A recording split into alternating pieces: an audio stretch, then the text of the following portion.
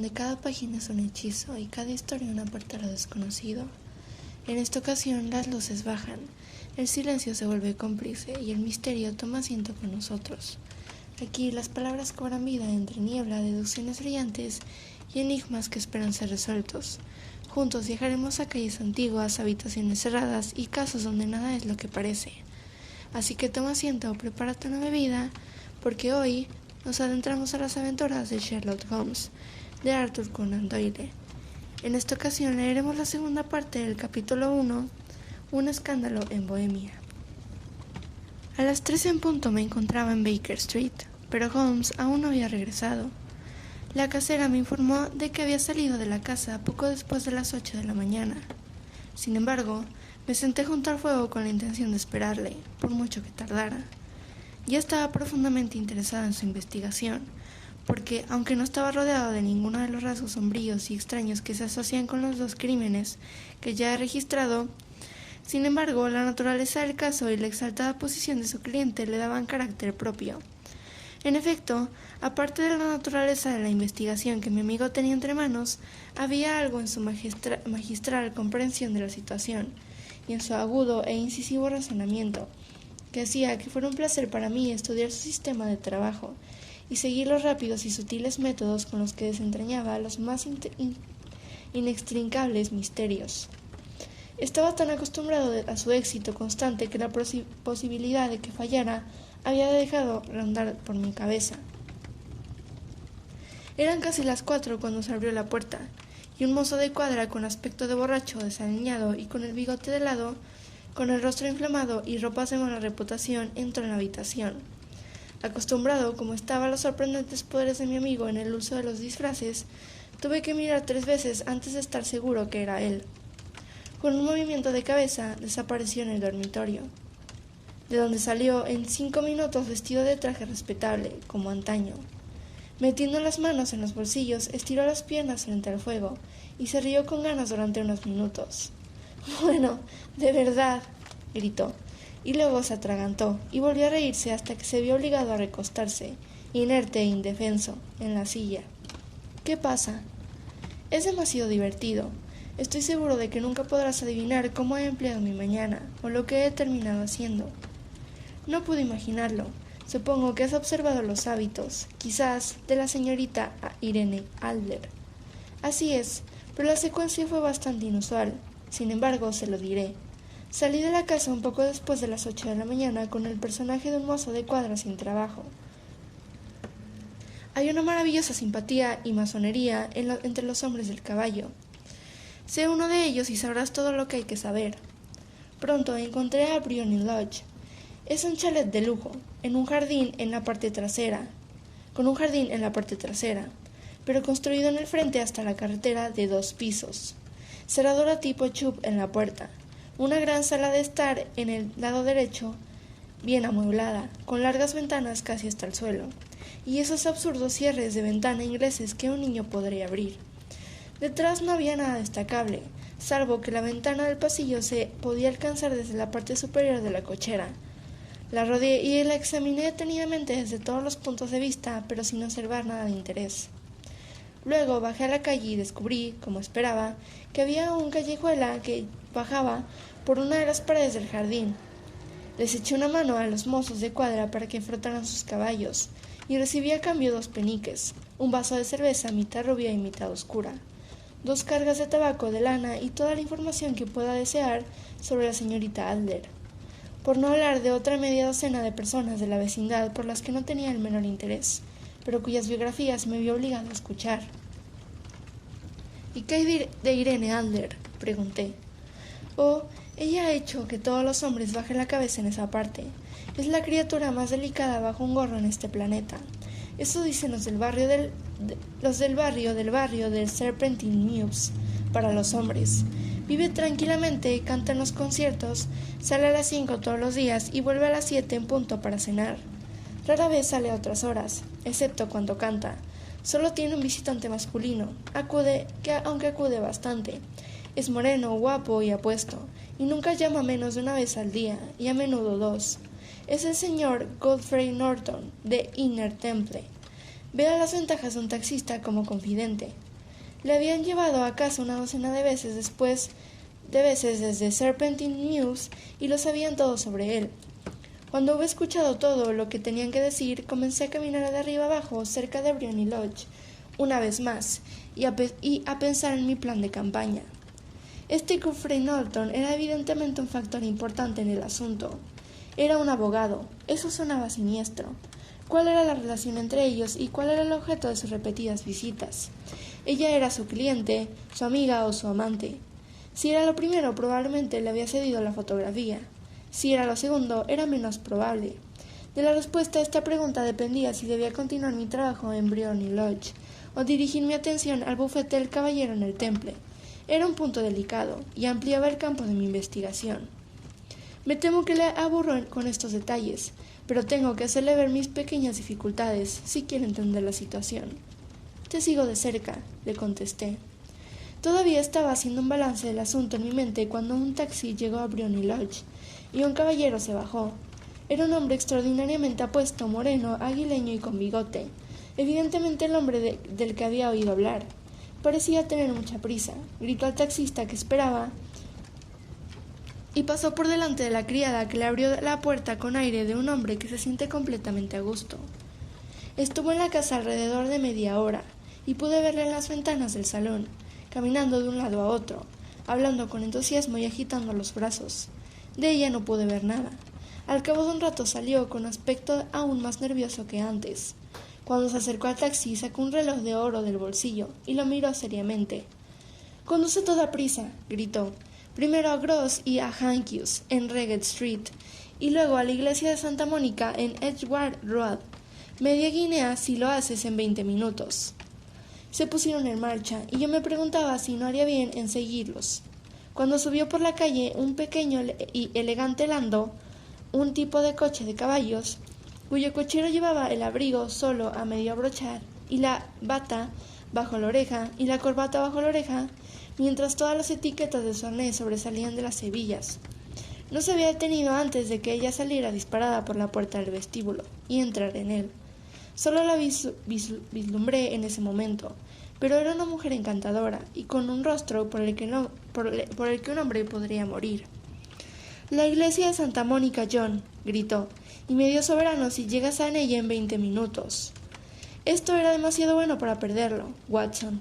Estaba sobrepensando si debía correr a por ella o si debía colocarme detrás de su landau cuando llegó un taxi a la calle. El conductor me miró 2 veces ante una tarifa tan baja, pero me subí antes de que pudiera objetar. «La iglesia de Santa Mónica», dije, «y medio soberano si llega en ella en 20 minutos». Eran las 12 menos 25 minutos y por supuesto estaba bastante claro de lo que estaba en el aire. Mi taxista conducía rápido. No creo que haya conducido nunca más rápido, pero los demás llegaron antes que nosotros. El taxi y el landau con sus caballos humeantes estaban frente a la puerta cuando llegué. Pagué al hombre y me apresuré a entrar en la iglesia. No había ni un alma, salvo a los dos que había seguido, y un clérigo con un sobrepelliz, que parecía estar discutiendo con ellos. Los 3 estaban formando un grupo frente al altar. Yo me movía por el pasillo lateral como cualquier otro ocioso que se ha dejado caer por una iglesia. De repente, para mi sorpresa, los 3 que estaban en el altar se volvieron hacia mí, y Godfrey Norton vino corriendo tan fuerte como pudo hacia mí. «¡Gracias a Dios!», gritó. «¡Tú lo harás! ¡Ven, ven!». «¿Qué sucede?», pregunté. «Ven, hombre, ven. Solo 3 minutos, o no será legal».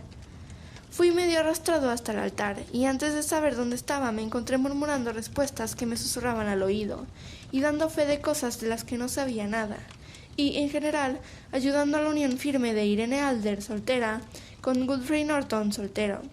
Todo se hizo en un instante, y allí estaban el caballero dándome las gracias por un lado y la dama por otro, mientras el clérigo me sonreía por delante.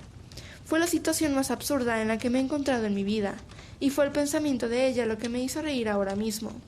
Al parecer, había habido cierta informalidad en su permiso, que el clérigo se negó rotundamente a casarlo sin un testigo de algún tipo, y que mi afortunada aparición evitó que el novio tuviera que salir a la calle en busca de un padrino. La novia me regaló un soberano y pienso llevarlo en la cadena de mi reloj en recuerdo de la ocasión. Este es un giro muy inesperado de los asuntos, dije. ¿Y entonces qué? Bueno, encontré mis planes seriamente amenazados. Parecía que la pareja iba a marcharse inmediatamente y que por lo tanto era necesario tomar medidas muy rápidas y enérgicas por mi parte. En la puerta de la iglesia, sin embargo, se separaron, él conduciendo de vuelta al temple y ella propia a su casa. Saldré al parque a las 5, como de costumbre, dijo. Al dejarle no oí nada más. Se marcharon en direcciones diferentes y yo me fui a hacer mis propios preparativos. ¿Cuáles son? Un poco de carne fría y un vaso de cerveza, respondió él, tocando el timbre. He estado demasiado ocupado para pensar en la comida, y es probable que lo esté aún más esta noche. Por cierto, doctor, necesitaré su colaboración. Estaré encantado. ¿No le importa infringir la ley? En absoluto. ¿Ni correr el riesgo de ser arrestado? No por una buena causa. Oh, la causa es excelente. Entonces soy su hombre. Estaba seguro de que podría confiar en usted. ¿Pero qué es lo que desea? Cuando la señora Turner haya traído la bandeja se lo aclararé. Ahora, dijo mientras se volcaba hambriento en la sencilla comida que nuestra casera había proporcionado. Debo discutirlo mientras como, porque no tengo mucho tiempo, ya acá son casi las 5. En 2 horas debemos estar en el lugar de la acción. La señorita Irene, o más bien la señora, vuelve de su viaje a las 7. Debemos estar en Briony Lodge para recibirla. ¿Y entonces qué? Debes dejarme eso a mí. Ya he organizado lo que va a ocurrir. Solo hay un punto en el que debo insistir. No debes interferir, pase lo que pase, ¿entiendes? ¿Debo ser neutral? No debes hacer nada. Probablemente habrá algún pequeño disgusto. No participes en él. Terminará cuando me lleven a casa. 4 o 5 minutos después abriré la ventana del salón. Debes colocarte cerca de la ventana abierta. Sí.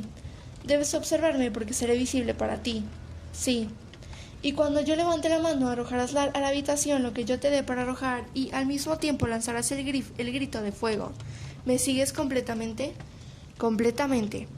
No es nada muy temible, dijo, sacando un largo rollo en forma de cigarrillo de su bolso. Es un cohete de humo ordinario, provisto de un tapón en cada extremo para que se encienda solo. Tu tarea se limita a eso. Cuando lances el grito de fuego será captado por un buen número de personas. Entonces podrás caminar hasta el final de la calle y me reuniré contigo en 10 minutos. Espero que haya quedado claro. Debo permanecer neutral, acercarme a la ventana, vigilarte y a la señal lanzar ese objeto, luego dar un grito de fuego y esperarte en la esquina de la calle. Precisamente. Entonces puedes confiar plenamente en mí. Eso es excelente. Creo, tal vez, ya es hora de que me prepare para el nuevo papel que tengo que desempeñar. Desapareció en su dormitorio y regresó a los pocos minutos con el carácter de un amable y sencillo clérigo no conformista. Su amplio sombrero negro, sus pantalones anchos, su corbata blanca, su sonrisa simpática y su aspecto general de curiosidad observadora y benévola eran algo que solo el señor John Hart podrían haber igualado. No se trataba simplemente de que Holmes hubiera cambiado su traje. Su expresión, sus modales, su propia alma parecían variar con cada nuevo papel que asumía. El escenario ha perdido un buen actor, igual que la ciencia ha perdido un agudo razonador, cuando se ha hecho especialista en crímenes. Eran las 6:15 cuando salimos de Baker Street, y todavía faltaban 10 minutos para la hora cuando nos encontramos en Serpentine Avenue. Ya había anochecido y las lámparas se acababan de encender cuando nos paseamos de un lado a otro frente a Briony Lodge, esperando la llegada de su ocupante. La casa era tal y como me había imaginado por la breve descripción de Sherlock Holmes, pero el lugar parecía ser menos privado de lo que esperaba. Por el contrario, para ser una calle pequeña en un barrio tranquilo, estaba notablemente animada. Había un grupo de hombres mal vestidos que fumaban y reían en una esquina, un afilador de tijeras con su rueda, 2 guardias que coqueteaban con una enfermera y varios jóvenes bien vestidos que holgazaneaban de un lado a otro con cigarrillos en la boca. Verás, comentó Holmes, mientras nos paseábamos de un lado a otro frente a la casa. Este matrimonio simplifica bastante las cosas. La fotografía se convierte ahora en un arma de doble filo. Lo más probable es que ella sea tan reacia a que la vea el señor Geoffrey Norton como nuestro cliente lo es a que llegue a los ojos de su princesa. Ahora la pregunta es, ¿dónde vamos a encontrar la fotografía? ¿Dónde, de hecho? Es muy poco probable que la lleve consigo. Es del tamaño de exposición, demasiado grande para ocultarla fácilmente en el vestido de una mujer. Ella sabe que el rey es capaz de hacer que la asalten y la registren. Ya se ha hecho 2 intentos de este tipo. Podremos suponer, entonces, que no la lleva consigo. ¿Dónde, entonces? Su banquero o su abogado. Existe esa doble posibilidad, pero me inclino a pensar que no. Las mujeres son naturalmente reservadas y les gusta hacer su propio secreto. ¿Por qué debería entregárselo a alguien más? Podía confiar en su propia tutela, pero no podía saber qué influencia directa o política podría ejercerse sobre un hombre de negocios. Además, recuerda que había resuelto utilizarlo dentro de unos días. Debe estar donde ella pueda poner sus manos. Debe estar en su propia casa. Pero ha sido robada 2 veces. Psst, no pudieron buscar. ¿Pero cómo vas a buscar? No voy a mirar. ¿Entonces qué? Haré que me lo enseñe. Pero ella se negará. No será capaz de hacerlo, pero oigo el ruido de las ruedas. Es su carruaje. Ahora cumple mis órdenes al pie de la letra. Mientras hablaba, el brillo de las luces laterales de un carruaje llegó a la curva de la avenida. Era un pequeño y elegante lando que se acercó a la puerta de Briony Lodge. Cuando se detuvo, uno de los holgazanes de la esquina se precipitó a abrir la puerta con la esperanza de ganarse un cobre. Pero otro holgazán, que se había acercado con la misma intención, le dio un codazo. Se desató una feroz disputa, acrecentada por los 2 guardias, que tomaron partido por uno de los holgazanes, y por el afilador de tijeras, que estaba igualmente acalorado por el otro bando. Se produjo un golpe, y en un instante la dama que había bajado de su carruaje fue el centro de un pequeño nudo de hombres enrojecidos y que luchaban, que se golpeaban salvajemente con sus puños y palos. Holmes se lanzó entre la multitud para proteger a la dama, pero justo cuando se lanzó dio un grito y cayó al suelo, con la sangre corriendo libremente por su rostro. Al ver su caída, los guardias se lanzaron en una dirección y los vagabundos en otra, mientras que un número de personas bien vestidas que habían observado la refriega sin participar en ella, se agolparon para ayudar a la dama y atender al hombre herido. Irene Adler, como aún la llamaré, se había apresurado a subir los escalones, pero se quedó en la cima con su magnífica figura perfilada contra las luces del vestíbulo, mirando hacia la calle. ¿Está muy herido el pobre caballero?, preguntó. «¡Está muerto!», gritaron varias voces. «No, no, no, tiene vida», gritó otra. «Pero se habrá ido antes de que puedan llevarlo al hospital». «Es un tipo valiente», dijo una mujer. «Habrían conseguido el bolsillo y el reloj de la señora de no ser por él. Eran una pandilla y una ruda. Ah, ahora está respirando». «No puede estar en la calle. ¿Podemos traerlo, señora?» «Por supuesto, llévenlo al salón. Hay un cómodo sofá. Por aquí, por favor». Lenta y solemnemente lo llevaron a Briony Lodge y lo acostaron en la habitación principal, mientras yo seguía observando el proceso desde mi puesto junto a la ventana. Las lámparas estaban encendidas, pero no se habían bajado las persianas, por lo que pude ver a Holmes tumbado en el sofá. No sé si a aquel momento le asaltó el remordimiento por el papel que estaba desempeñando, pero sé que nunca en mi vida me he sentido más avergonzado de mí mismo que cuando vi a la hermosa mujer contra la que estaba conspirando, o la gracia y la amabilidad con la que atendía al hombre herido. Y sin embargo, sería la más negra traición a Holmes retirarse ahora del papel que me había confiado.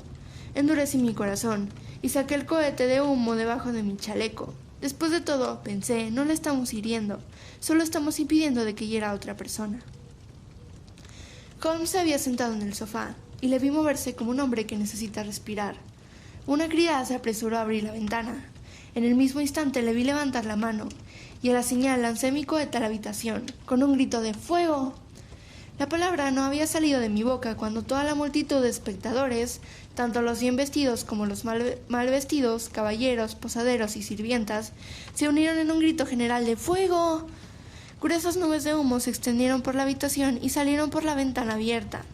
Alcancé a ver unas figuras que se apresuraban, y un momento después de la voz de Holmes desde el interior asegurando que era una falsa alarma. Deslizándome entre la multitud que gritaba, me dirigí a la esquina de la calle, y en 10 minutos me alegré de encontrar el brazo de mi amigo entre los míos, y de alejarme de la escena del alboroto. Caminó con rapidez y en silencio durante algunos minutos hasta que doblamos por una de las tranquilas calles que conducen a Edgware Road. «Lo ha hecho usted muy bien, doctor», comentó. «Nada podría haber sido mejor. Todo está bien». «¿Tiene la fotografía?». Sé dónde está. ¿Y cómo lo has averiguado? Ella me lo mostró, como te dije que lo haría. Todavía estoy en la incertidumbre. No quiero hacer un misterio, dijo él, riendo. El asunto era perfectamente sencillo. Usted, por supuesto, vio que todos en la calle eran cómplices. Todos estaban comprometidos para la noche. Lo supuse. Cuando estalló la pelea tenía un poco de pintura roja húmeda en la palma de mi mano. Me precipité hacia adelante, me caí y me llevé la mano a la cara, y me convertí en un espectáculo lamentable. Es un viejo truco. Eso también pude entenderlo. Entonces me llevaron dentro. Ella estaba obligada a llevarme dentro. ¿Qué otra cosa podría hacer? Y en su sala de estar, que era la misma habitación que yo sospechaba, estaba entre esa habitación y su dormitorio, y yo estaba decidido a descubrir cuál era.